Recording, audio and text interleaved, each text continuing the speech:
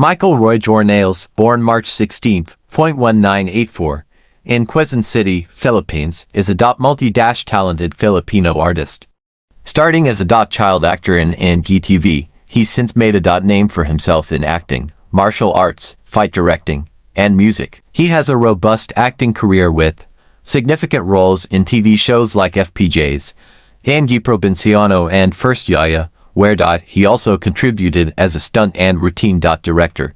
Outside of acting, Jornales is a musician, having fronted the bands Sadyap Bata and Brainwash. He is also a father of 3, with his son Heath Jornales following in his acting footsteps. Naalala mo ba nung nandun tayo sa mall? Yak! Pinatatanong Ba't ganyan yung ate ni Billy? mo. Ang arte-arte! Kapal pa naman. Bakay kamatay mo pa to eh. Ako nga, ilang beses ko sinubukan tumakas. Di ko nagawa. Ikaw pa. Sige. Lagi malit ang inaaway mo! Humanap ka ng katapat mo! Ganun!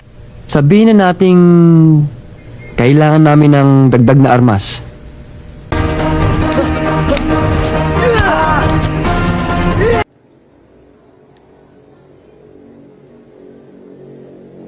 Sige na!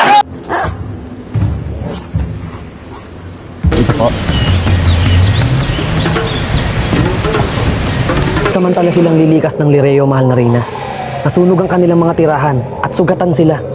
At At ang mga kasamahan niya, patayin ninyo sila! Opo, Pinuno. Kaibigan ko rin si Dalisay, pero masisi mo bang magdududa ako? Ang dami ebidensya laban sa kanya.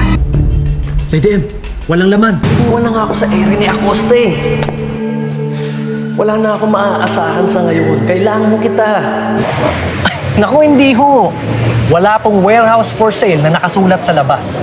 Ibig sabihin, hindi for sale ang warehouse. Mga surplus po ang binibenta namin dito, sir.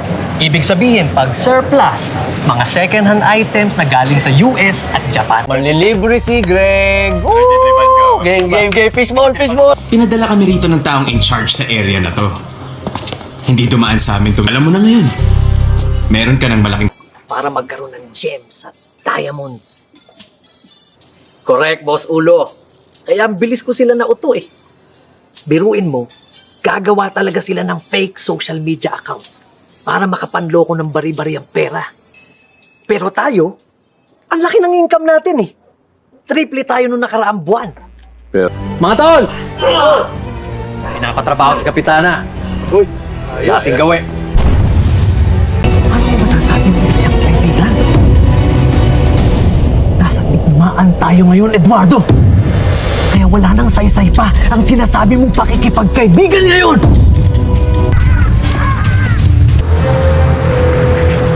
Sige.